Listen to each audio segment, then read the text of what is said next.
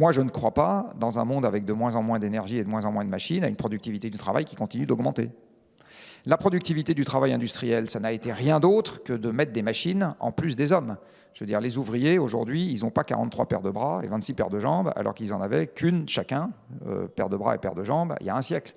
Donc s'ils sont devenus considérablement plus productifs, c'est juste que les machines bossent à leur place.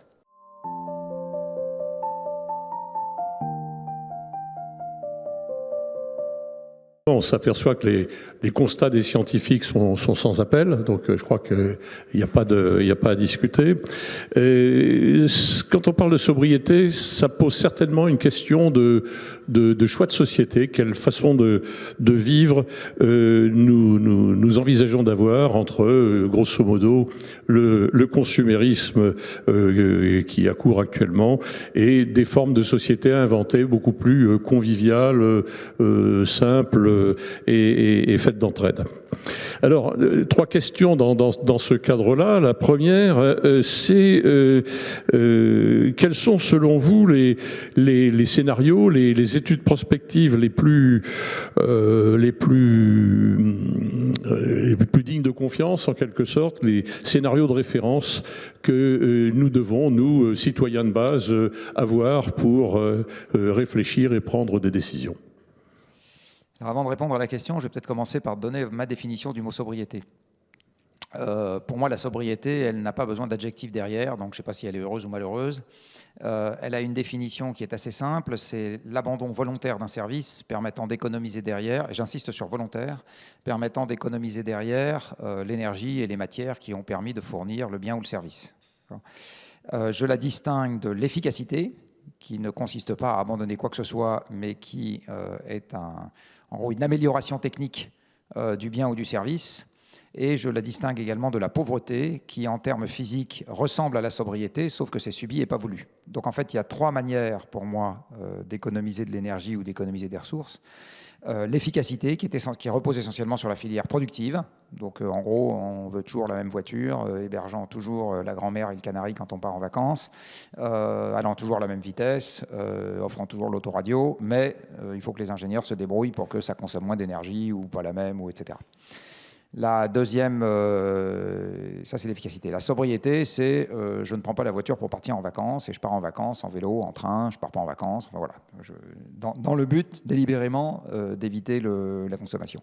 Et la pauvreté, c'est je ne pars pas en vacances parce que je n'ai pas les moyens, mais j'aurais bien aimé. Donc j'insiste sur le fait que la sobriété est nécessairement volontaire et que dès qu'on est dans la sobriété subie, ça s'appelle de la pauvreté. Le distinguo est important pour moi.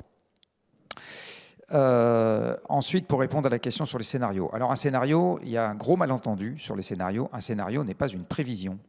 Un scénario, c'est une boîte à casser pour aider à réfléchir à l'avenir. Ça n'est pas une prévision. D'accord ? Quand Météo France vous dit quel est le temps qu'il va faire demain, ce n'est pas un scénario météorologique, c'est une prévision. Il vous dit ça va se passer comme ça.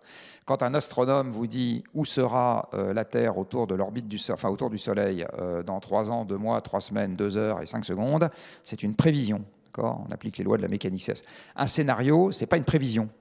Donc à chaque fois que quelqu'un dit parce que le scénario dit que c'est possible, non, un scénario ne dit pas que c'est possible. Un scénario, j'insiste, c'est une boîte à casser qui permet d'explorer l'avenir et de regarder, c'est ce que les Anglais appellent du what if, d'accord ? C'est si nous avons ça, alors nous avons ça derrière. Un scénario, c'est aussi vraisemblable que les hypothèses qu'on met en entrée et aussi vraisemblable que les lois d'évolution qu'on utilise à l'intérieur du scénario. Ni plus, ni moins. Alors en ce qui concerne les scénarios qu'on a aujourd'hui sur l'avenir, ils partagent tous pour moi un certain nombre de faiblesses. Je dis bien absolument tous. Et il y en a une qui va beaucoup vous intéresser, puisque nous sommes ici au sein d'une assistance qui normalement est intéressée par l'économie. C'est qu'ils présupposent tous que nous conservons dans un monde qui va avoir de moins en moins d'énergie, la productivité industrielle que nous avons acquise dans un monde qui a énormément d'énergie. Alors, je vais prendre un exemple, on en parlera tout à l'heure peut-être sur les ENR, mais quand on dit aujourd'hui le coût d'une ENR baisse, en fait, la démonstration qu'on a faite, c'est qu'on a réussi à le faire baisser dans un monde qui continue à être dopé aux combustibles fossiles. Ça ne présuppose pas que cette baisse de coût reste acquise, dans un monde où les engins de mine n'ont plus de pétrole, il n'y a plus de porte-conteneurs pour transbahuter les pièces d'un continent à l'autre, il n'y a plus de camions en même quantité pour transbahuter les pièces d'une usine à une autre, il n'y a plus de pétrole pour mettre dans les grues qui érigent les éoliennes, etc. On ne sait pas ce que donne le prix dans ce genre de monde-là.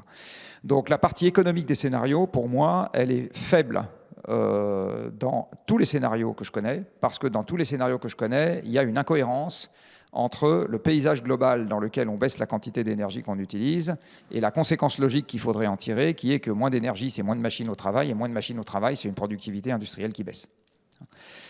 Vous avez plein de trucs qu'on ne prévoit pas dans les scénarios. Du reste, ces derniers temps, vous avez bien vu, par exemple, dans le budget carbone qui reste à l'humanité pour ne pas dépasser 1,5 degré, il vient d'être divisé par 2. Jusqu'à maintenant, on raisonnait avec un scénario dans lequel il était de 600 milliards de tonnes de CO2. On avait encore le droit d'émettre 600 milliards de tonnes de CO2 avant d'atteindre un... Pof, c'est passé à 300. Bon. Donc j'insiste sur... Ce qui est une très mauvaise nouvelle, mais donc j'insiste sur le fait que un scénario n'est encore une fois pas plus vraisemblable, et pas moins, ni plus ni moins, que les hypothèses qu'on a mises en entrée et les lois d'évolution. Ce qui fait que pour réfuter un scénario, vous n'avez malheureusement pas d'autre solution que... et du reste on en parlera tout à l'heure dans le sujet de la démocratie, soit de le lire vous-même et d'aller vous palucher vous-même la vérification de toutes les hypothèses une par une et de toutes les lois d'évolution une par une, d'accord ? Ça c'est l'option A. L'option B, faire confiance à quelqu'un qui va faire ça pour vous et en qui vous savez que vous pouvez avoir confiance parce que vous avez déjà vérifié dans un autre cas de figure qu'il n'y a pas de différence entre un truc que vous êtes allé regarder vous-même, dans le même sujet, dans le même domaine évidemment, et un truc qu'il a dit, ce tiers de confiance. Mais vous êtes coincé, vous n'avez pas d'autre moyen. Donc c'est le tiers de confiance ou c'est la lecture en direct. Voilà. Et donc ce que j'en pense, je le redis, c'est que j'insiste sur le fait que ça n'est que des boîtes à casser qui sont aujourd'hui encore très incomplètes sur les bouclages globaux. Très incomplètes. Et bien alors, on a quand même besoin de scénarios pour réfléchir, parce que on n'a pas la science infuse au sens large du terme, et donc on a souvent l'habitude, à tort ou à raison, d'ailleurs vous allez peut-être nous le dire, de nous référer aux 4 scénarios de l'ADEME, avec en gros 2 qui penchent du côté d'une certaine forme de sobriété, en tenant compte d'ailleurs de ce que vous avez dit, ou à l'inverse des scénarios beaucoup plus technicistes. Quelle serait votre réaction, votre avis, votre préférence par rapport à, en gros, ces 2 catégories de scénarios? Alors, c'est beaucoup plus facile de donner un avis sur ce à quoi on ne croit pas que ce à quoi on croit.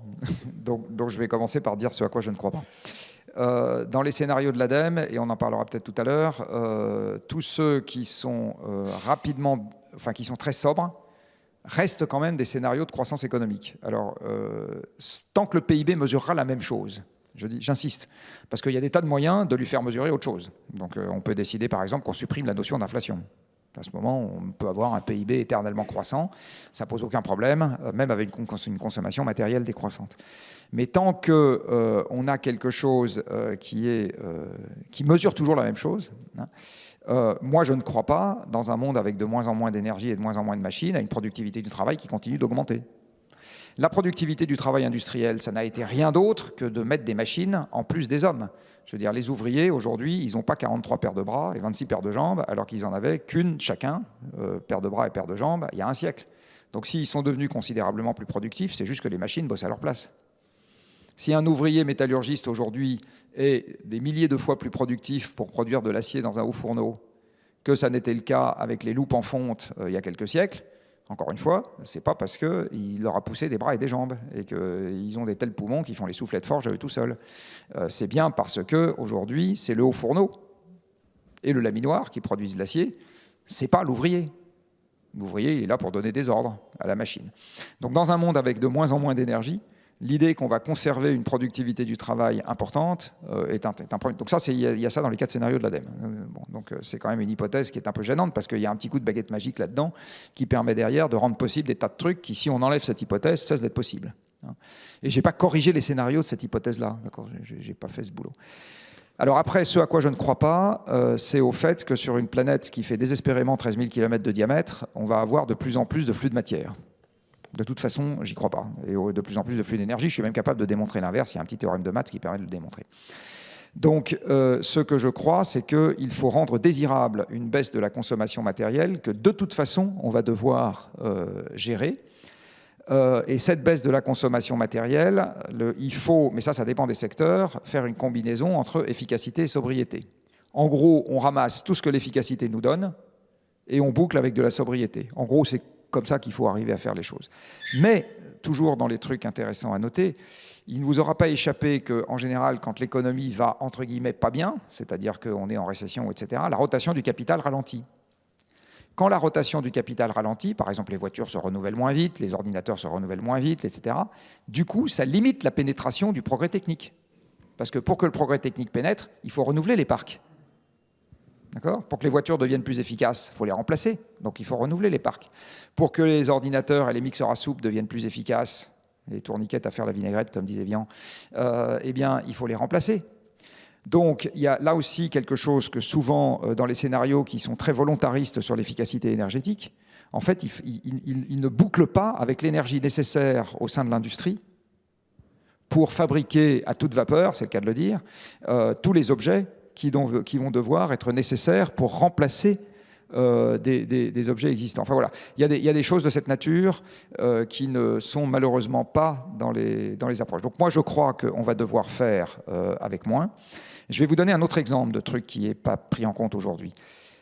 Quand, en 1800, la totalité de l'économie mondiale, donc française en particulier, tournait avec 9 éléments du tableau de Mendeleïev. Le fer, le cuivre, le plomb, l'étain, le carbone, l'oxygène, et j'en oublie 3, je ne sais plus ce que c'était. Bon, bref.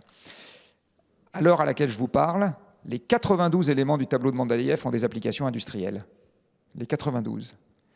Ce qui veut dire que rien que votre chemise ou mon polo sont indirectement dépendants des 92, parce que le type qui m'a vendu ce polo, il a de l'informatique chez lui. Dans l'informatique, s'il n'a plus d'ordinateur chez lui, qui retourne à papier-crayon pour gérer, il ne vend pas autant de polos, etc. Donc en fait, il faut bien voir qu'aujourd'hui, on a créé une économie mondialisée, et une bonne partie des progrès techniques sur lesquels on compte à l'avenir postulent que cette mondialisation perdure, parce que cette mondialisation est nécessaire pour extraire les 92 éléments du tableau de Mendeleïev là où ils se trouvent. En France, par exemple, on n'a pas de mine de cuivre.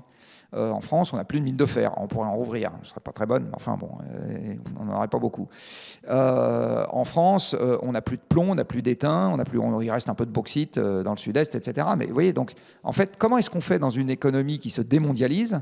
Et beaucoup moins de pétrole, c'est une démondialisation, hein, parce que c'est les porte-conteneurs, les minéraliers, les vraquiers, tout ça, c'est du pétrole.